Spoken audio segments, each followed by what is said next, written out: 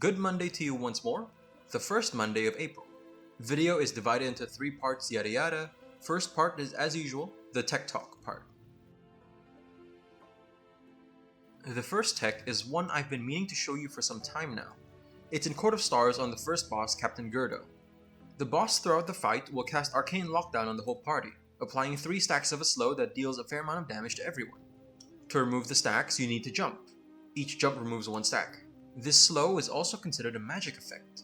This means that as a priest, you can use your Mass Dispel to clear all stacks of the debuff off everyone in the party, and you can do this for every cast the boss does. In this clip, I line up my Mass Dispel to finish casting as he gets his cast off. In order to be able to do this for every cast, you'll need to talent into Greater Mass Dispel. Truly, it pays off to run with a priest. The second tech is one that is fairly common knowledge among the community, but I'm only just sharing it now. This one is to do with Fenryr in the Halls of Valor. If you have an invisibility ability such as Vanish, Greater Invisibility, or Shadow Meld, when Fenryr does his Ravenous leap while the boss is traveling to you, if you use any of these abilities, he will cancel his jump. In addition to cancelling the jump on you, it also cancels his jumping sequence. This means that he won't jump to anyone else, and that means he won't do any damage to anyone. That is a lot of damage reduction to the whole party, and your healers will love you for this. But to do this, there are quite a few things that you need to know very specifically. The first is that Fenryr always jumps to the farthest player. So if you want to be jumped on first, you need to be the farthest player away from Fenryr. Second, you should only use your ability once he is midair, moving towards you. The timing can be tight, so be quick to react. Third, when you fight Fenryr for the first time, from 100% to 60%, he will only jump to 2 players at a time. You will not be guaranteed to be jumped on, so be mindful of this. When you fight Fenryr for the second time, from 60% to 0%, the first Ravenous leap he does will only target 3 players rather than 4. It may happen that you are not targeted for this mechanic. So for me, if I'm doing this trick, I like to just let the first leap go through and start using invisibility for the second leap onwards, because then it's guaranteed to jump on me, always.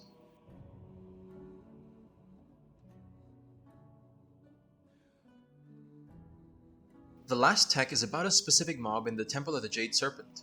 The Golden Beetle is a mob among a pack of 3 beasts that you fight before the second boss in the dungeon. The Golden Beetle is a particularly dangerous mob because it has 2 abilities. The first is a Tank Buster, which is fairly painful. But more importantly is the second ability, Golden Barrier. When the beetle finishes their cast, they will gain a small shield that can be dispelled. If it is broken or you dispel it, the shield will explode, dealing a significant amount of damage to the whole party. If you're quick and have a good amount of coordination in your team, you can continuously stop the cast of the beetle, and the beetle will never get its shield, and no one will take any damage. In this clip as a Demon Hunter, I use my Chaos Nova Stun and my Imprison to stop 2 casts. Then I try to get my other players to use what they can in a specified order. Be mindful of the diminishing returns effect from stunning mobs, as eventually if you use enough stuns, the mob will become immune to stuns.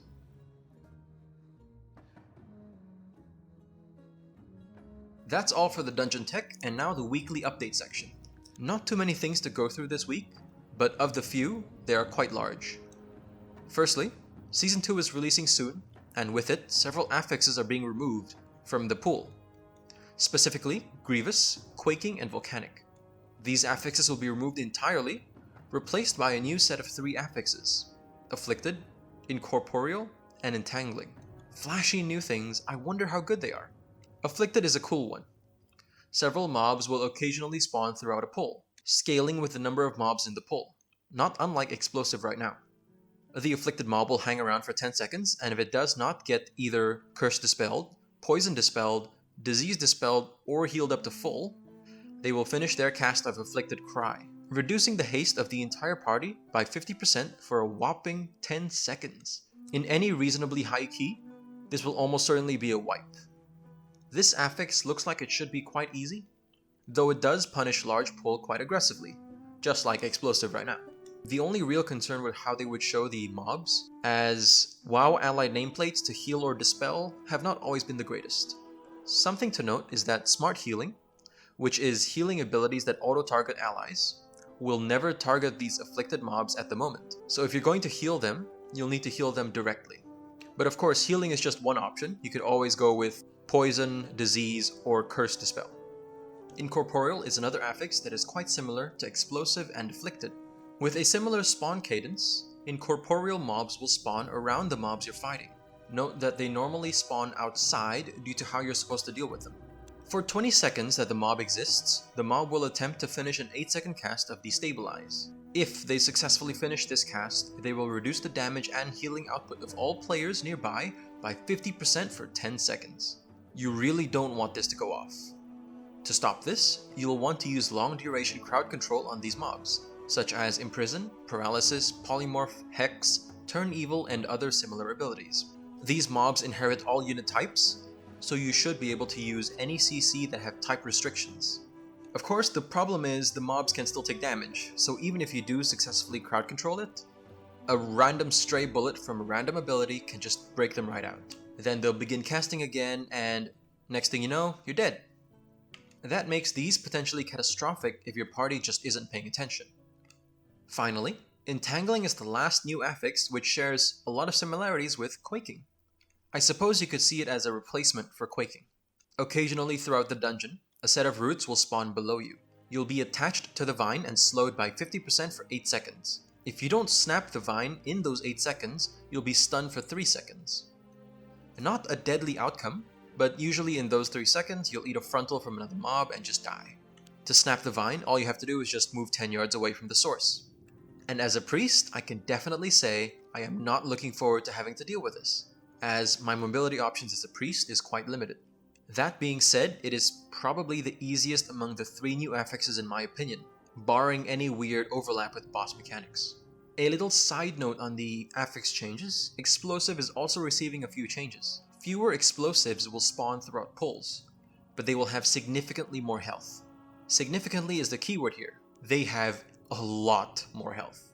And no changes have been made to their targeting status, meaning that you have to target them specifically with single target abilities. This makes them really quite dangerous, and your team will need to swap to them aggressively when they spawn. I will say, I do enjoy the idea of having to kill one large explosive rather than of multiple smaller ones as a healer. I was looking forward to this change, but now that I've seen it, they have too much health for me to consider the state of explosives right now to be balanced. I think this will need more iteration as we go along the PTR.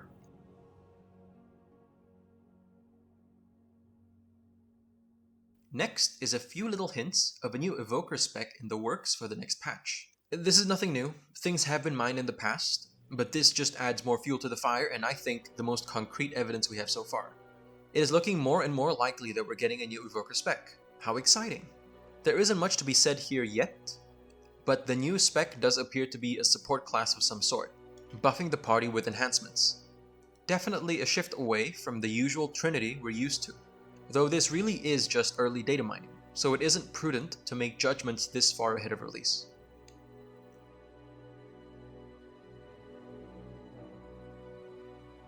Lastly, there have been more PTR notes with minor changes to abilities for many classes, and an introduction to the new 3 affixes described by Blizzard in a blue post. There are also a few more changes to a few tier sets. A couple that I'm watching are the Discipline and Shadow Priest sets. The Disc Priest sets seem funky, and I imagine I'll have to adapt my playstyle to match this new set bonus, if it does end up going through to live. It's very unique, and seemingly quite difficult to make full use of. The new Shadow Priest 4 set looks better, and far less prone to the issue I've described in the past.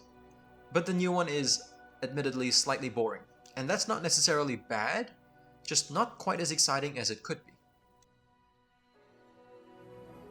That's all for this week's updates, and now for the last part, the part about my week in WoW. Ran quite a few keys this week, but it was fairly hard. I always dislike Sanguine as I feel like it causes a lot of time lost due to enemy healing.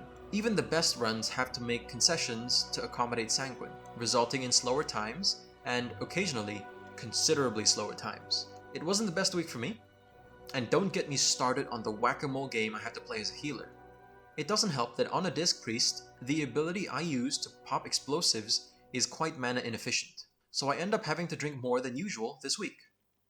The new Forbidden Reach ring is still quite powerful, accounting for something like 15% of my overall damage and maybe like 7 to 8% of my healing. It is absurd how much throughput it gives me as a healer, and I am enjoying this little injection Blizzard have given us for power. It seems I have another little group going to do some higher keys, but doing keys higher than 20 isn't all too appealing to me these days, probably because untimed keys give effectively no score, so failing a key is quite depressing. Since when you fail a key at that level, you just hearth out, there's no point in finishing it. Additionally, once again, I have a feeling of doneness with this season of M+, probably because I'm fully geared up.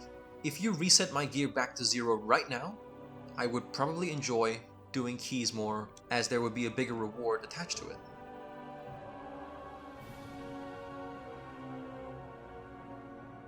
That's all I have to share this week about my time in WoW. No discussion to be had today, though I'll be sure to try and come up with one for next week. Thanks for staying till the end, I do appreciate it and hope you had and will have a nice week. Next week's affixes are Fortified Bolstering and Storming. Fortified Bolstering is a gigantic yikes for me, and most high-key push groups, I imagine, would take the week off. Of course, last time this week came around, my group actually ended up timing quite a few keys, so maybe it's really not quite as bad as it seems for us normal players. We'll see how it goes. It's always good to keep an open mind. Leave a like or subscribe if you enjoyed this. Thanks for watching, and hopefully I'll see you in my next weekly WoW recap.